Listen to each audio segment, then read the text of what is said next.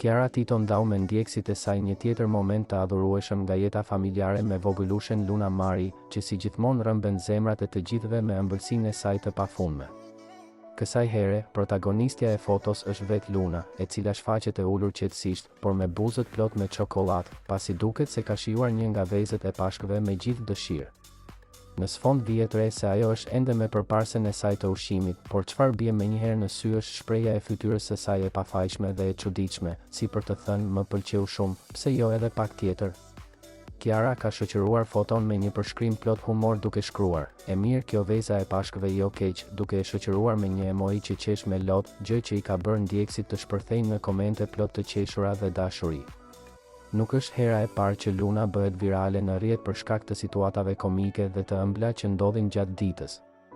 Kiara, me ndjeshmërinë e saj prej nëne dhe me stilin e saj të veçantë të rrëfimit në Instagram, arrin të kthej edhe një moment të thjeshtë të përditshëm në një fotografi që sjell gëzim dhe dashuri te publiku.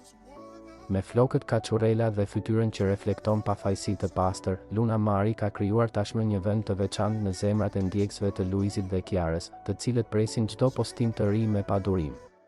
Ky imazh i fundit nuk është thjesht një kujtim i bukur i një momenti pasditeje familjare, por edhe një dëshmi e lidhjes së fortë që publiku ka krijuar me këtë familje.